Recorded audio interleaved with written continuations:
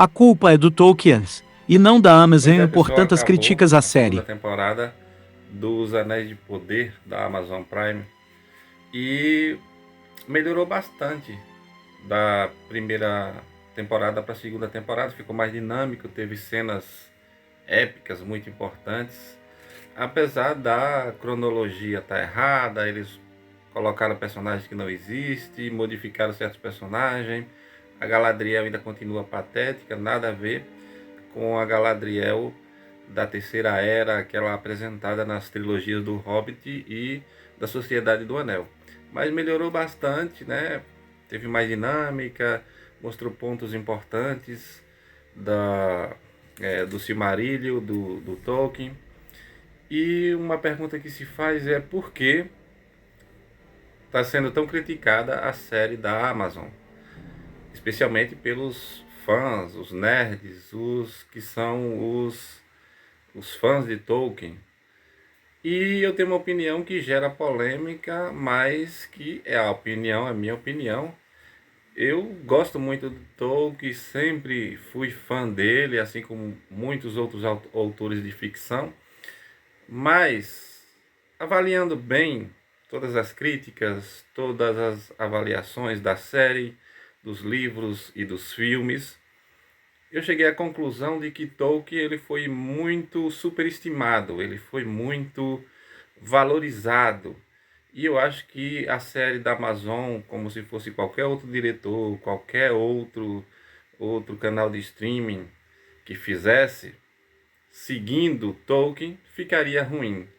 Não é a Amazon que é ruim, não é os editores e os redatores, as pessoas que estão montando a série. Na verdade, eles estão adaptando para ficar melhor do que a história cansativa do Tolkien, que é boa para os livros, né? Os livros grandão, cheios de página, mas tem muita coisa no Tolkien que a gente vê, que a gente nunca tinha prestado atenção direito. Muita gente ficou fã dele depois de ver os livros do Peter Jackson, as duas trilogias do Hobbit que ficaram excelentes, mas não tinha prestado atenção na mitologia por inteiro. Em primeiro lugar, a mitologia eu não acho que seja uma criação dele. Ele se focou aí, são muitos detalhes de magia, de magos, de deuses, de uma criação cósmica que não parece ter saído da cabeça dele. A história, o enredo, os personagens pode ter sido criação dele, ele pode ter dado o tom dele. Mas essa guerra entre bem e mal, entre sombra e luz, toda essa coisa que a gente vê nos livros do Tolkien, é, parece que ele captou de outras mitologias antigas, ou até alguma mitologia que ele teve acesso que a gente não teve, que escritores nunca revelam, assim como livros do Paulo Coelho, que dizem que ele copia de livros que ele encontra aí pelas bibliotecas da Europa, e que ele nunca vai dizer de onde foi a fonte. Mas beleza. Além disso, né, o, sem se apegar a isso, de onde ele tirou a fonte das suas histórias, a história dele é cansativa e tem algumas coisas que eu não sou muito fã. A questão de tempo, por exemplo.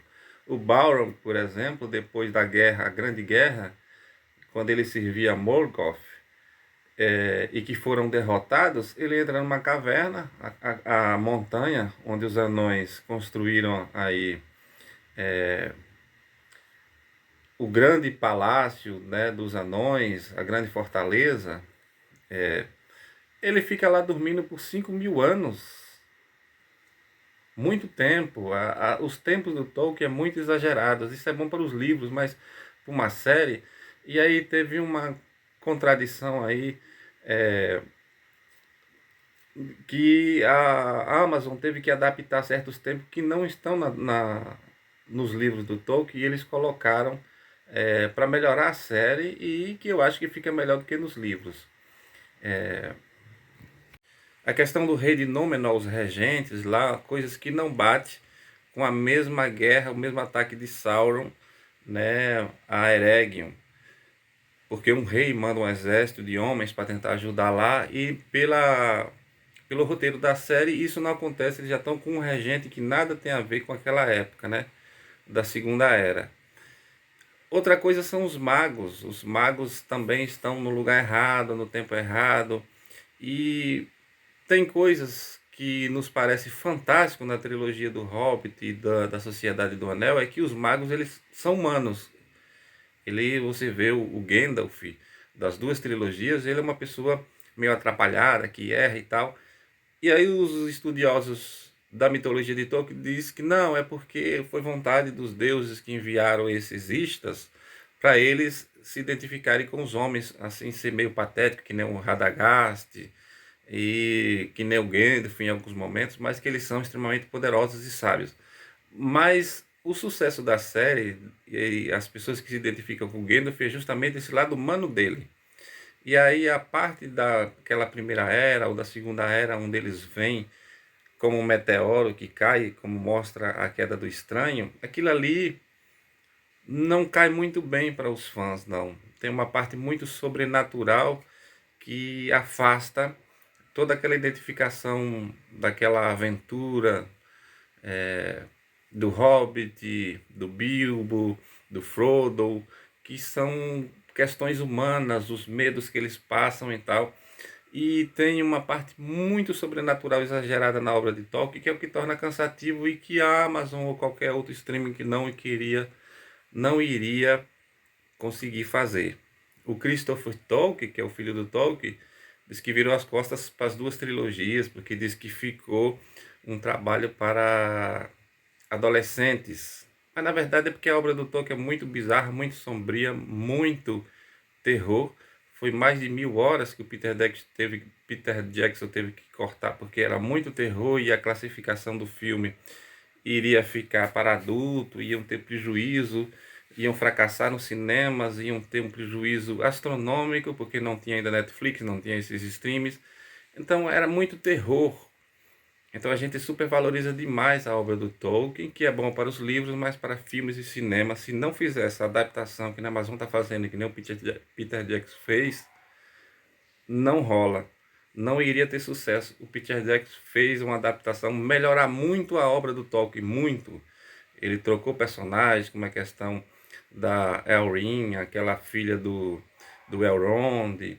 Ele trocou alguns personagens de lugar, algumas cenas que era com personagem, por exemplo, não era o Thorin, que cortava o braço do orc pálido, e sim o anão de ferro, da Montanha de Ferro, mas ele fez isso brilhantemente, que ficou muito bom.